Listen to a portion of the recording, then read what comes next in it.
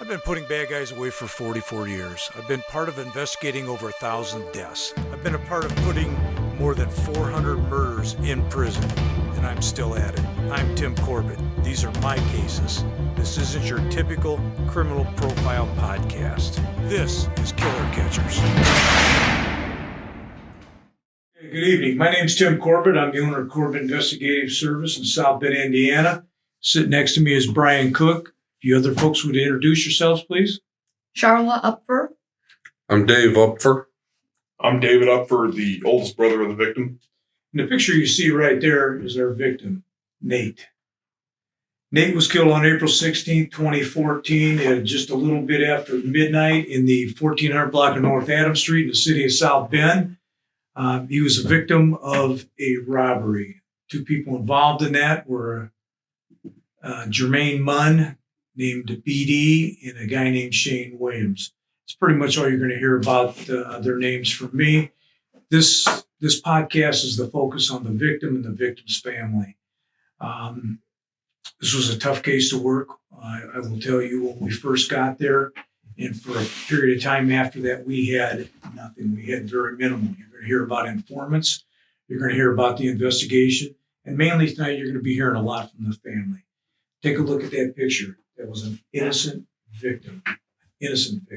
And that's what this is about. Okay. Brian, he's been with me several times on these. I can't seem to get rid of him. He just keeps coming back because guess he's got nothing else to do on a Wednesday night. But Brian was with me for 11 years over at Homicide. And, you know, he always says, I worked for you. And nobody ever worked for me. They worked with me. And that's what this thing's about. I've talked about it several times. It's all about teamwork. It's all about everybody in cooperation, working together. Egos are checked at the door. No policeman Hall of Fame. Nobody's getting trophies. Nobody's getting extra money unless you get overtime. And that's what those guys got. I didn't, but it doesn't make any difference. We got these two idiots. They're in prison. And once again, I hope they're miserable. So, Cookie, why don't you kind of take us back to that day on April 16, 2014 in 1400 block of Adams Street? Like you said, we called a little bit after midnight of a deceased young man, Nate, had been shot, and just nothing. Streets were quiet. We get there, and just at that time, not a whole bunch to go on. The text came out, and we processed everything. They processed everything, and as they do, collected everything, and then we started knocking on doors and going from there. Well, there wasn't much of a scene. Nate was there, obviously, his bike, and that was pretty much it. So obviously, you have to go through all the process of, photographing, videotaping, and triangulation on, doing the diagrams and mapping everything out. Normally, I have somebody here from the tech world, but he is stuck in traffic on 80 up in Chicago, and he's not a very good driver when he's not stuck in traffic. So I don't even want him on the phone talking. It wouldn't be safe for anybody in the continental United States. So the information that we were able to gather from the evidence there was minimal. At that time, we thought that with the way his pockets were, that perhaps there might have been some touch DNA on that. We processed for all that. But during all this, we had to find out who he was and how to get in contact with family. That was a little bit of a strenuous process. And I'm going to go back to that time when you guys were contacted, Mom. And why don't you tell us about that? Well, I just kind of want to, start us out as the day progressed. I woke up. It was a day, it felt like any other day. I woke up, proceeded to get ready for work. And just before I get ready for work, I usually go wake Nathan up for school. Well, on the way up there, I noticed my keys weren't hanging on the hook. And I thought that was odd. So I called Dave. His phone wasn't on, so I left him a message and asked, because sometimes we switch our keys. He grabs mine, I grab his, whatever, and by mistake. And so I thought maybe he might have had my keys. Like I said, he didn't answer me. So I thought, well, maybe Nathan has them upstairs because he likes to move the cars back and forth to play basketball at night. So I went up to his room to see if I could find the keys and to wake him up. He wasn't up there. His TV was on and his video game console was on. And I just, I thought that was odd. I didn't, want to, think anything negative at that point. So I called Dave back. His phone still was not on. And I left him a message and said, Nathan's not home.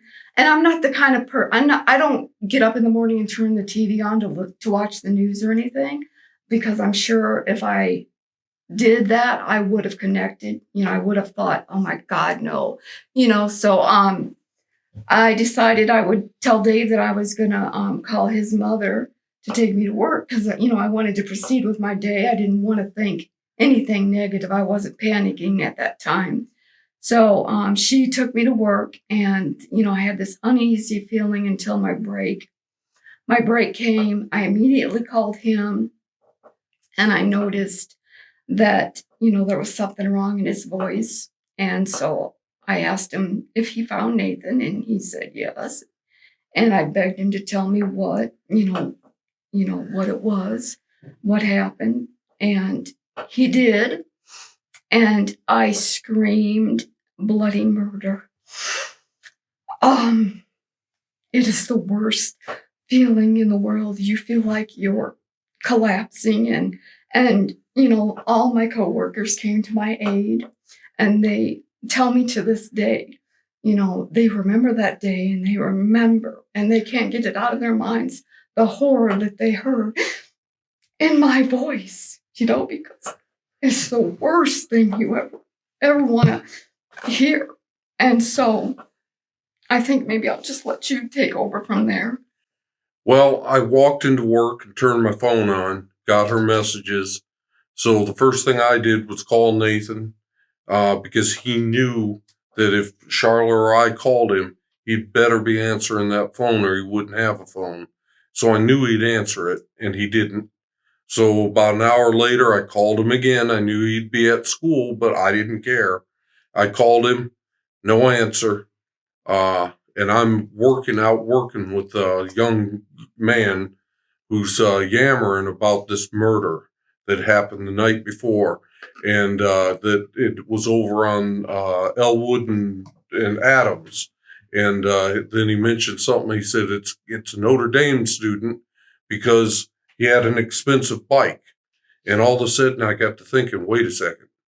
At the time, you wouldn't know it now, but at the time, I rode my bike every day. And I'd purchased an expensive bike, and I thought, oh no. So I called my foreman. I said, I need to go home right now. I need to check something. Yeah, go ahead, go home. So I took one of the trucks. I went home, opened the garage door, no bike. And right then I was about 90% sure. I was like, oh no. So I went back to work. I called the police. I said, I'm behind your building. Can you send somebody out to talk to me about this murder happened last night? No, we can't do that.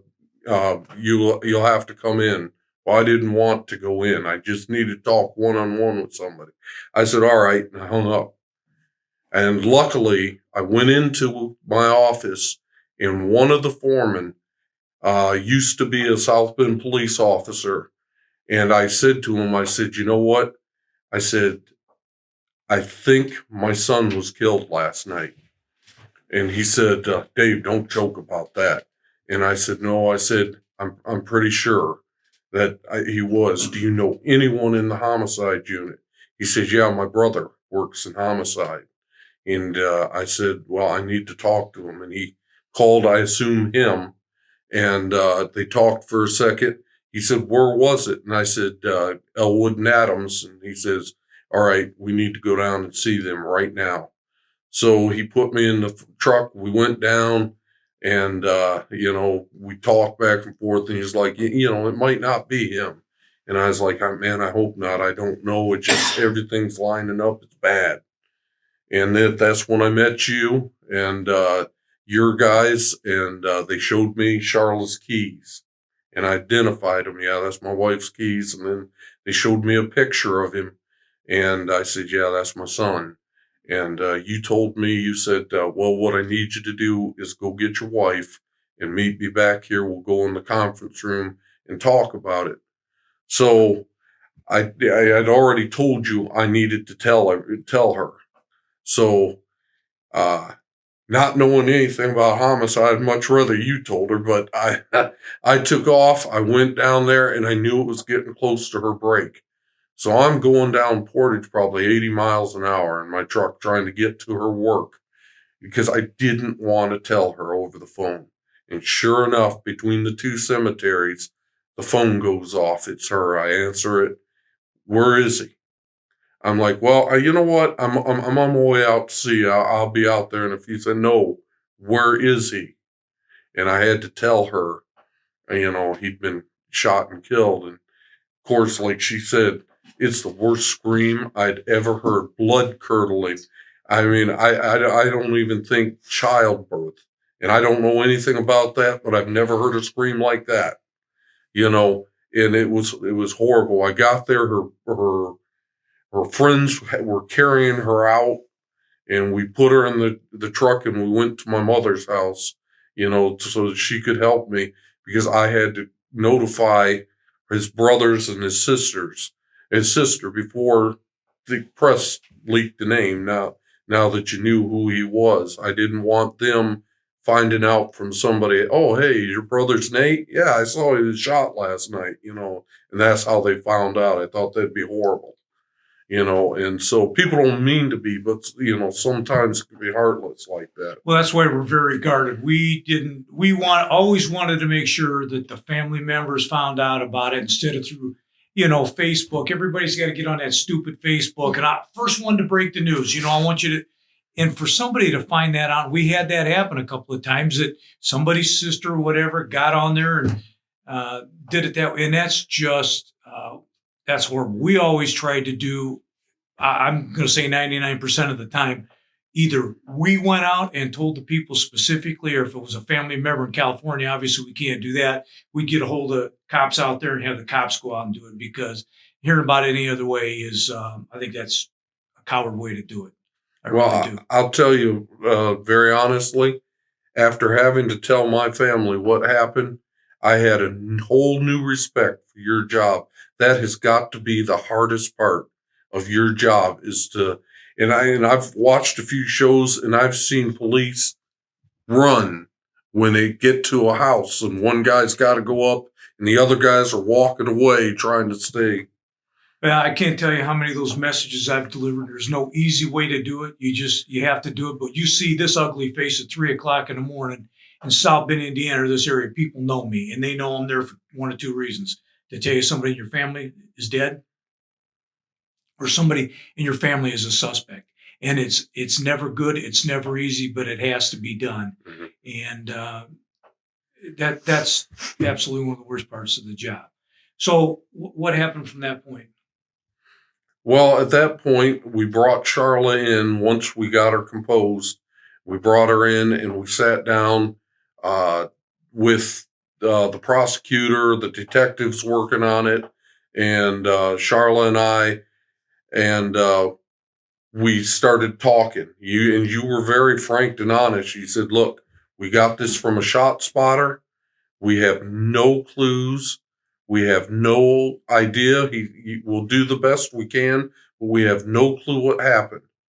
And I had brought his phone with him. I don't know why, but I brought it, turned it in to you, and then you guys took it from there. I mean, I called you, once. I started out with 2-3 times a week, but through the entire investigation, which ended up being about 2-3 months, from not knowing anything till guys arrested, I called you about once a week.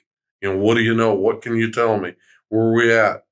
So I knew, and this is the hardest part for us, is I knew that the kids, most of them knew what had happened and who had done it. And I couldn't get one of them to tell me who did this. Why don't you say, instead of saying the kids, why don't you say his friends? I'm sorry. Yes. Because not our kids. When you refer to the kids, the rest of us were all in the dark. Yeah.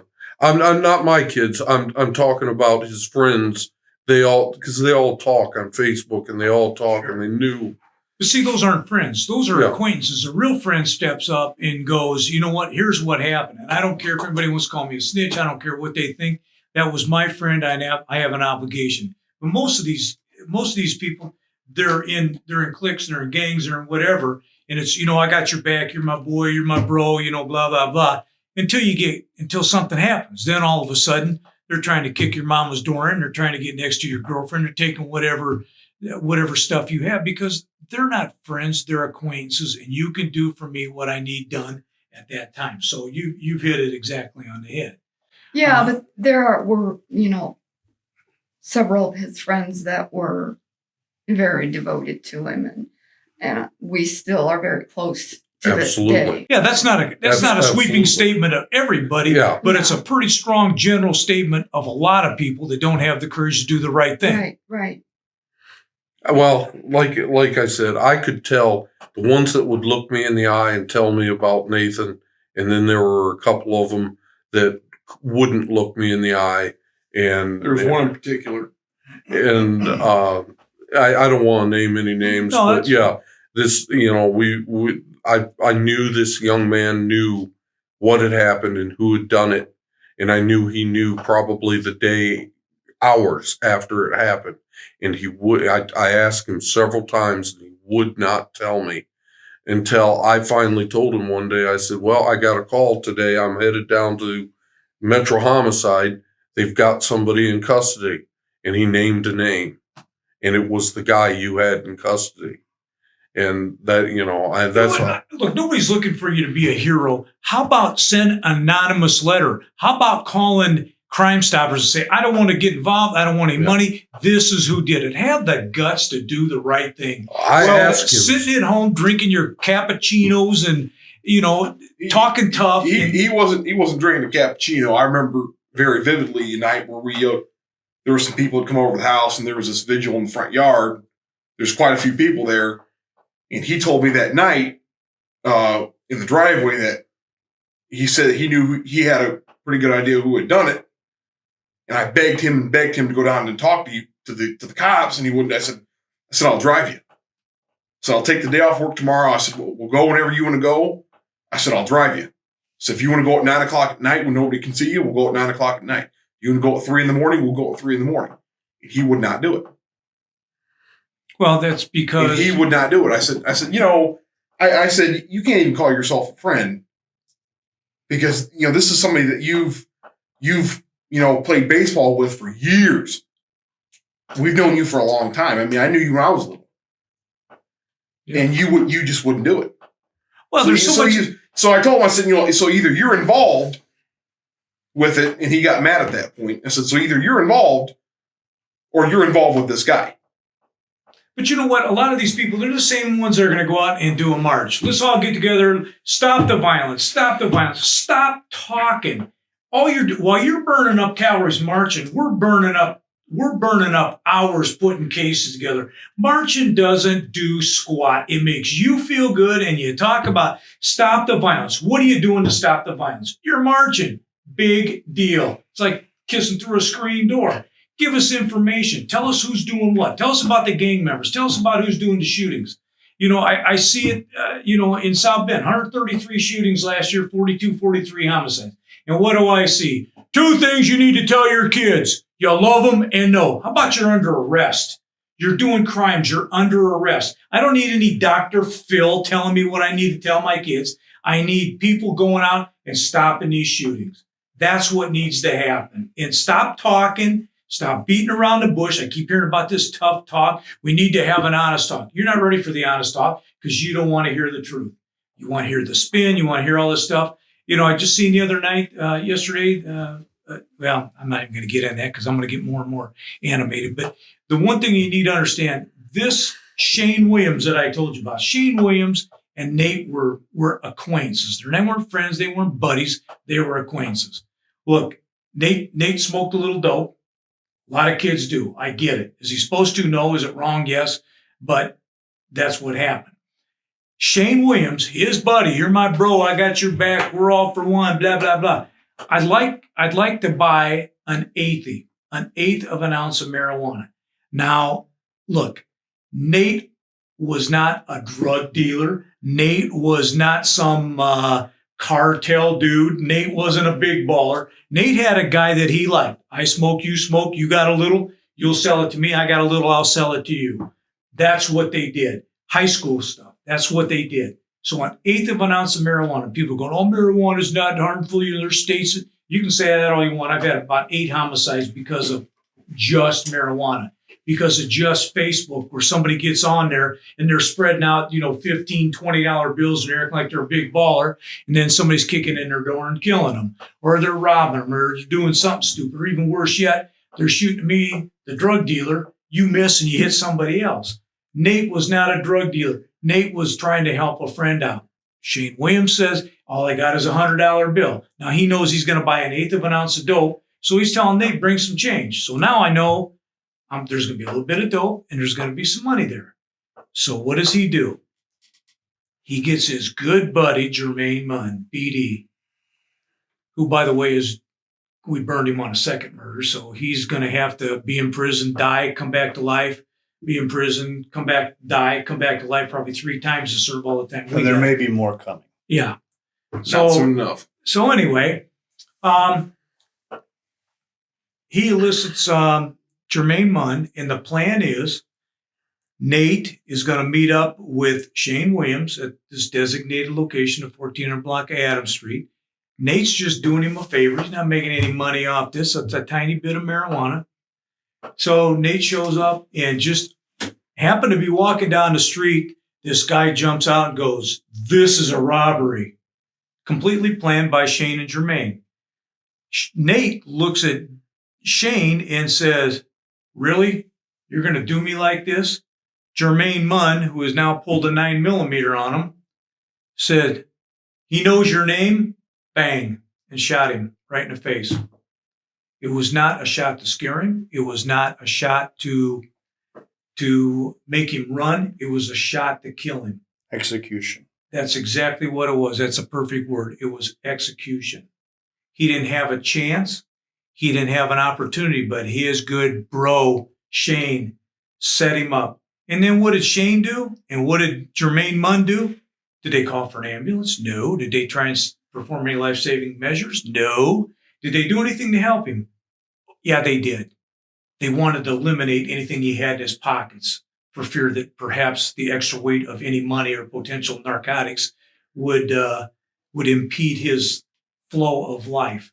So they robbed him as he's down. Take off running like cowards that they are.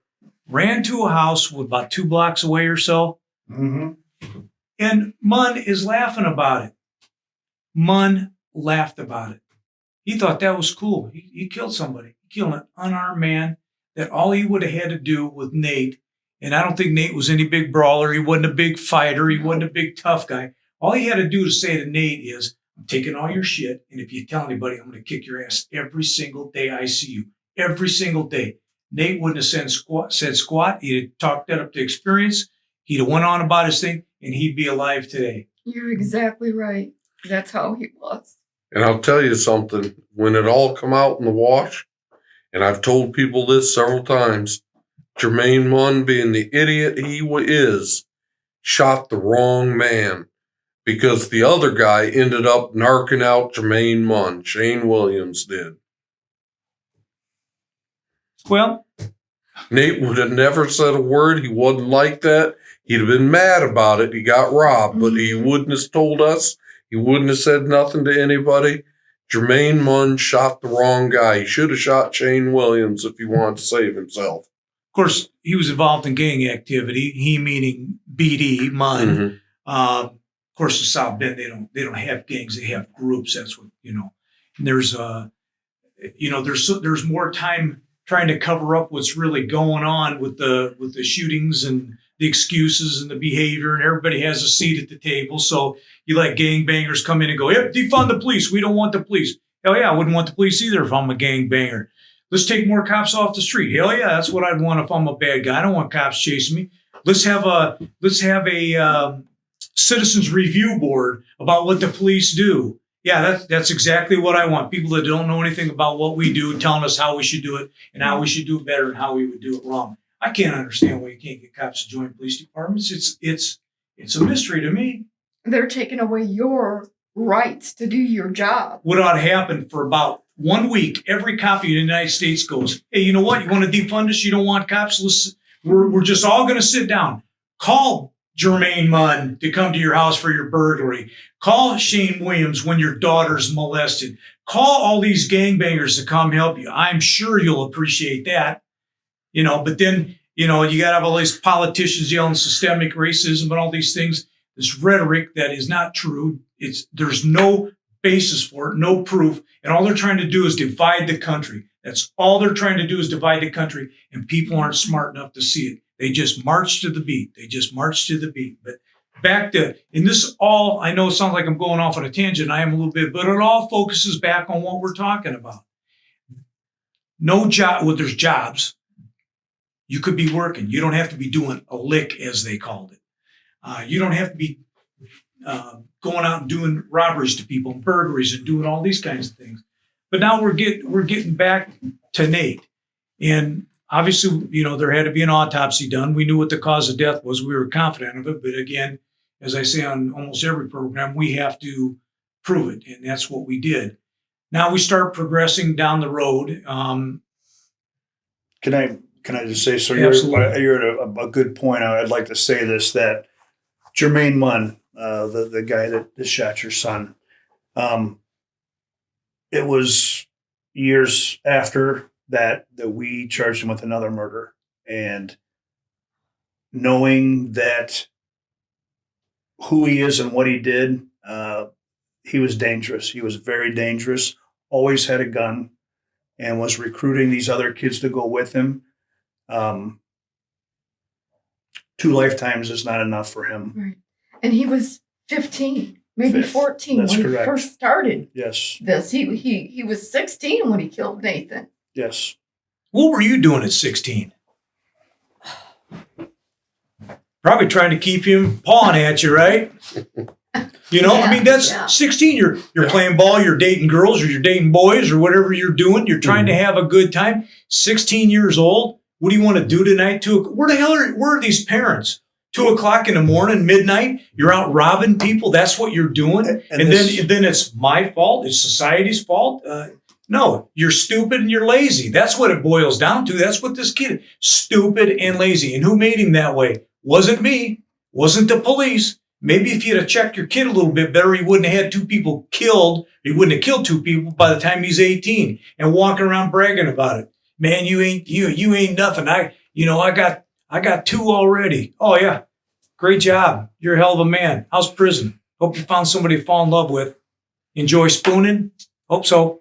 Jermaine Munn, like I said, was a dangerous individual. And he was, we classify as a shooter. He would shoot anything at anything. And a lot of the kids that knew but didn't talk, these guys had a gang at the time, and I can't remember. I think they were called the Hotheads. But they were feared. They were very feared because they were out running and shooting. And if I could pass any message on to anybody who is listening to this time, I've told people, I get it, you're scared. That's why people doesn't talk sometimes. But the way that we can make sure that you're safe is to put this person away and get him off the street. And that's exactly what we did. Since then, several members of this group he ran around with are in prison. Several of them are dead. And the way that you fix that is by putting them away, locking them up. And that way we know he's not going to hurt anybody else. Mhm. Well, one of the gangs that was running there was, I think, a group called Cash Out. Yeah. And we put 21 or 23 of them in prison, gone, away, not coming back for a long, long time. Guess what? Here's a new theory. You put people in prison that are in gangs, they don't commit crimes. And you know what happened to the crimes in South Bend, Indiana? They went shootings, murders, robberies, burglaries, all that. You can't thug out of some of these people. thug is a word that relates to all criminals. So don't get all worked up that we're picking on anybody. It relates to all criminals. You take them off the street, they can't commit crimes. These guys wake up in the morning thinking about crimes. They go to bed thinking about crimes. And in between, that's all they do. And if they're not on the street, they can't do things like this. They can't. Well, we got to the point where we started getting information. I had 2 informants call me. I've talked about informants before. Those folks are gold. And they got a hold of us, brought them down to the office, and they started talking and laid it out step by step by step by step. And guess what? They got up on the stand and they pointed fingers and they told the story. Bong, gaffle goes down, he's gone. You guys had to sit through that. You had to sit through that trial. That was what, 4 days? Was it 4? We never had a trial. They both pled out. Oh, you're right. I misspoke. You're right. Yeah. And I was thinking of the second that one. is Well, we ultimately our did. goal We is to sat get through them. the second trial. Yeah, we did set. For That's what I Bailey. was. That's Yeah. the one I Yeah. was thinking of. So did the rights that they don't have any direction to go other than to plead guilty. Yeah. And that is the, How did that make you guys feel sitting through the second trial on Munn, knowing that he's the one that killed Nate? Well, I'll tell you something. The trial was a little bit different from what we had experienced, because, like you said, you had charged, or you came in, you questioned Shane Williams, you questioned him, and at the end of the questioning, he had done nothing, said nothing or anything. And you told me, you said, I looked at him and I said, well, that's fine. You go back to jail, go back to your cell, but I'm charging you with murder. And Shane went back. He called his mother, from what you told me. He called his mother. They're charging me with murder. I didn't kill nobody. I didn't pull no triggers. How can they charge me with murder? She got a lawyer. They got in touch with you, and the 3 of them sat down with you, and Shane went through and told everything, because he didn't want to get charged with murder, even though he ultimately was charged with felony murder. And then Munn confessed a week later, and you charged him. A week later, then they went. Nothing. You're Okay, getting long-winded. I'm sorry. Oh, that's okay. The thing with Shane Williams, I think he realized there was some evidence there that he wasn't counting on. And I remember when we went down to the county jail, he had spit out at the scene. So we recovered some spit. You could see him go. There was just a look on his face like, oh, I remember spitting out there. Now I'm in for it. So in Indiana, it's called acting in concert. You and I, we decide we're going to go rob a bank. You're going to wait out in the car. I'm going to go in and rob it. I shoot the security guard. You get the same case as I do, because we acted together to conspire to do this crime. So the act of one is the act of all. And Shane seemed to think like, well, I set him up, but I'm not that bad of a guy. He's the bad guy he shot. Couldn't have shot him if you wouldn't have set him up, stupid. Yeah. Mhm. So Absolutely. what did you remember? Well, so you asked how we felt sitting through Yes. his trial after he killed Jarena Bailey. A mother, the worst thing that a parent can go through is the death of their child. The second worst is the fact that his memory may be forgotten as if he never existed. So after Nathan was killed, I decided that I did not want to let his death go in vain. So I, wanted to see through that trial where he was being, going to be convicted, hopefully, of Jarena Bailey's murder. I wanted to see it to the end and, make sure that I was there to see him, have to do more time and never get out of jail. Because at the time he was sentenced for Nathan, he would have been, I believe, like 49 when he got out of jail or prison for Nathan's murder. So, I'd still be alive. And I did not want to see him on the streets again. So, but I was determined to, not let Nathan's death be in vain. And so I joined groups, I joined organizations and I just started feeling very empty doing that. And so I've gotten out of it. I've had 2 grandchildren that I wanted to spend time with. So maybe someday I'll get involved with, some sort of anti-violence thing again and actually do something to change the community.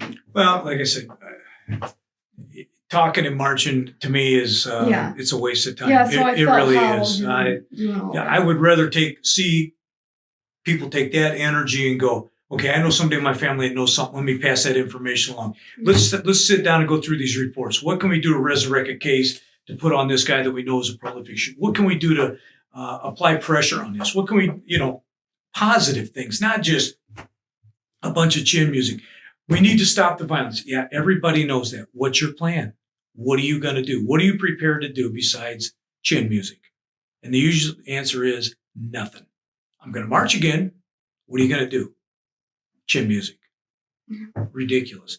I can remember when we sat through that second trial, and I'm sure you guys, how smug Munn was. It was like, you are just boring the shit out of me sitting here.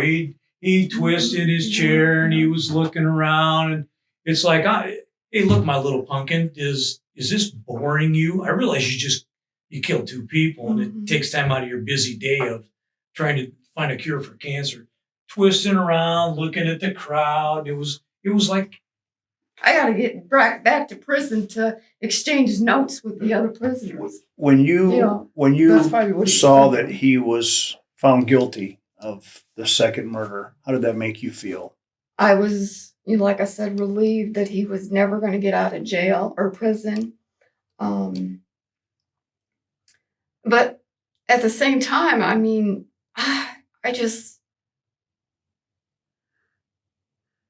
how can he just kill somebody for no reason? Basically, I was thinking so. I don't know. well, the thing is, you got to understand the psyche of these guys. There was a reason. There They was a didn't- reason. they You didn't- had something that I wanted. I'm not willing to work. You would be able to identify me and him. So because of my actions being here to rob you and you being a victim, I got to kill you because I'd be getting in trouble for it. Those are it's as rudimentary as that sounds. Those are the reasons. All I care about is me. I don't care about you. Yep, That's how exactly I what it felt is. about And the guy is a sociopath. He didn't care. Just like I said, when we're in court, he's just spinning around looking, like how much longer it's almost noon. It's, I got to get something to eat. And then I got to go back to my bunk. And everything was a freaking non-caring. Well, and that's just it. He didn't care either. When he was going for a sentencing hearing and Judge Freeze asked him if he had anything to say, now, I'd be begging for forgiveness. Have some mercy, give me another shot, yada, yada, yada.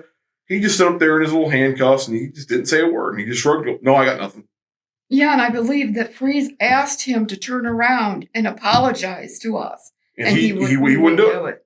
He wouldn't do it. Well, what? His mother was there, I think, for the very first time. Yeah. And she's had this like stone cold look on her face, like, well, this is just wasting my time. I'm just watching my 16-year-old son go to prison. This is just, I'll go back Well, and at do least it. he'll have a roof over his head, right? If that's what you Remember want to she call it. got. But he didn't care. But you know what? When I gave my victim impact speech, I spent a good 6 weeks trying to prepare it. And I have a good friend who is a police officer in another jurisdiction here in North Indiana. And that man sat with me. I'd read him what I was thinking over the phone because I wanted him to tell me, because I was so afraid the judge would see anger and not listen to what I had to say. And I wanted to make the judge realize we needed all 65 years on this. And so we finally came up with what I had. and I gave the speech, and I never forget Judge Freeze turned to me and he said, "I am so sorry for what your family went through." And at that moment, I realized I can turn this whole thing that Munn is doing to my advantage. And I said to Judge Freeze, "Thank you very much. I really appreciate it. But what our family would really like to hear is how sorry Mr. Munn is for what he did." And Judge Freeze and the prosecutor turned to him, and and he didn't say a word. And I saw his lawyer's head go like this. And I said, "Thank you. I heard exactly what I needed to." And I turned and I went and I sat down. We went to every court hearing that he was in. One of us did.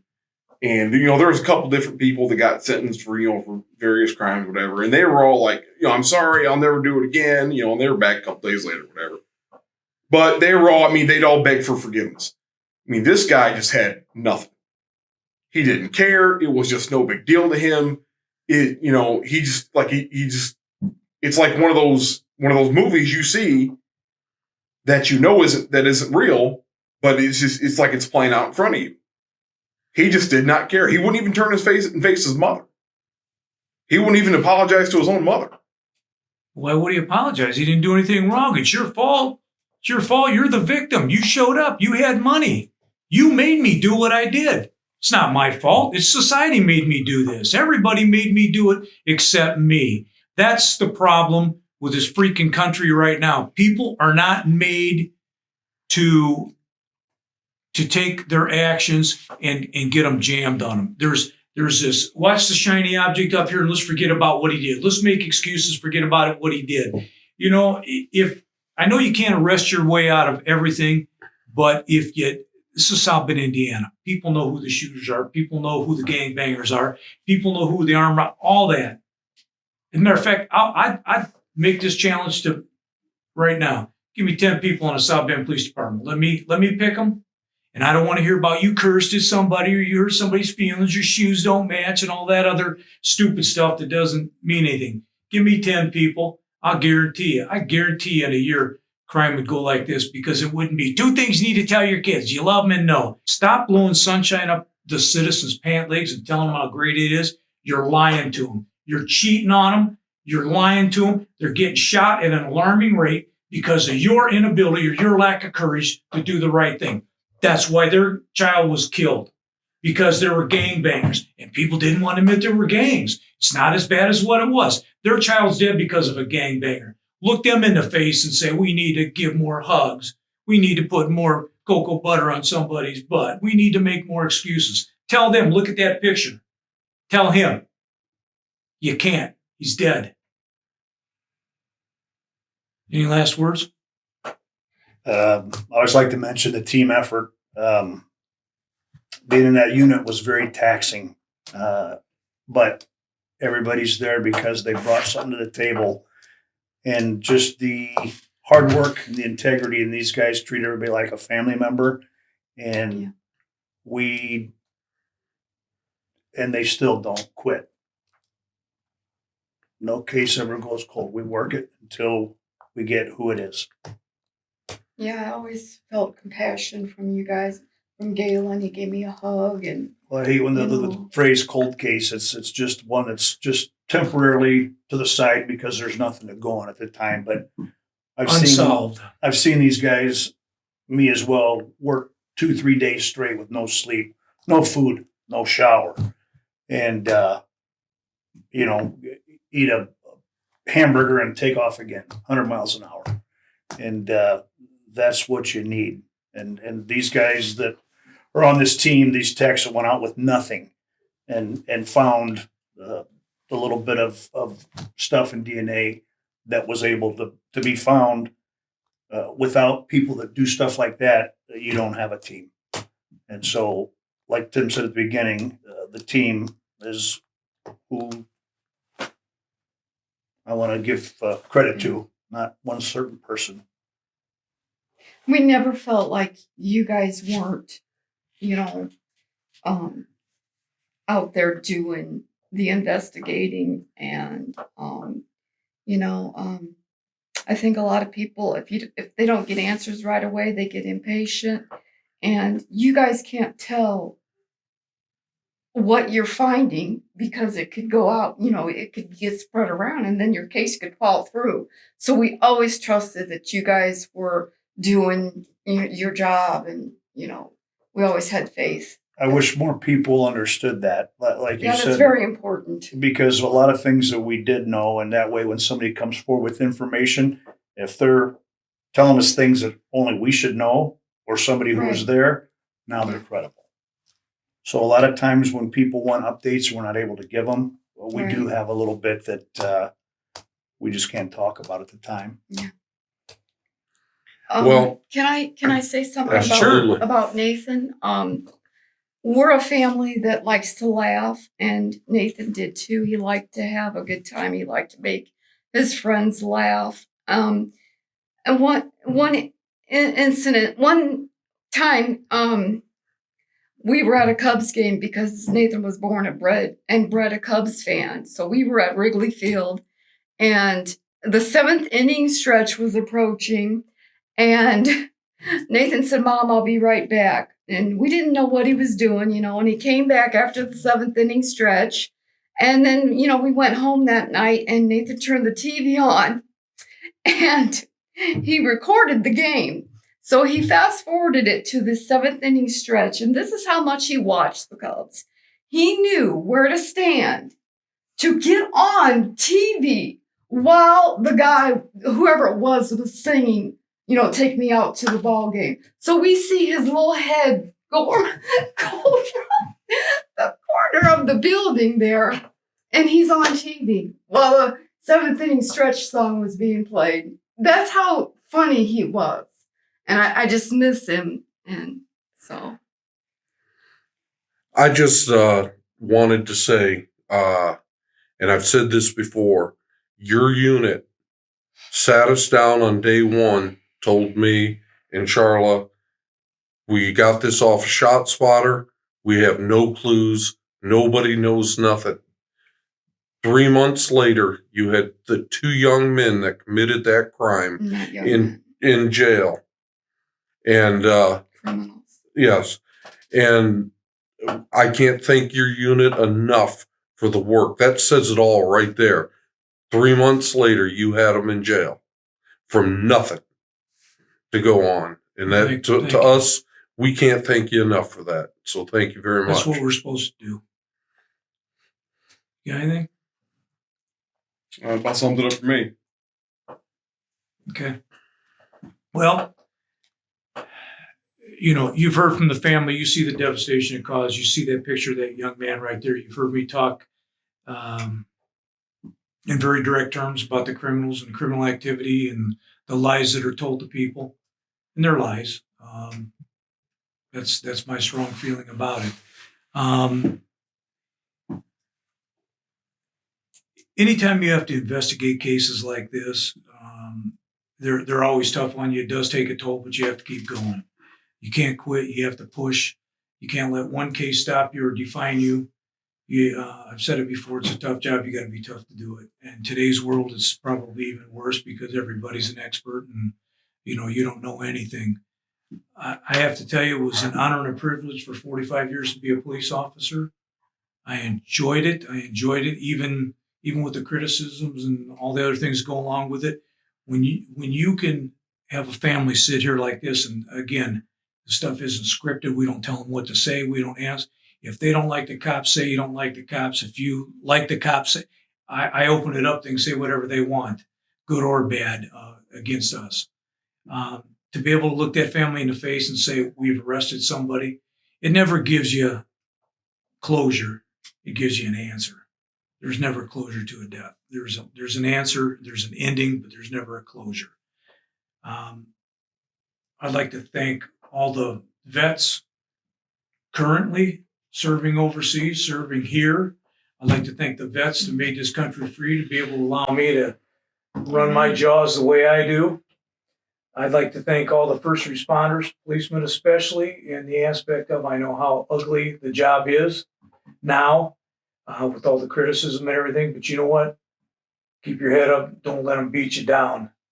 They're no better than you are. You're good. Know you're good. Know you're doing the right thing. Don't let some politician talk you into rolling over. You took an oath to that badge. You took an oath to what that means. You took an oath to every dead policeman who was killed in the line of duty, doing the right thing. Don't let a politician beat you into the ground. Fight back. The other thing is, there's a local person here, Clifton French. He has a paper that he's writing now. It's called Real News Michiana.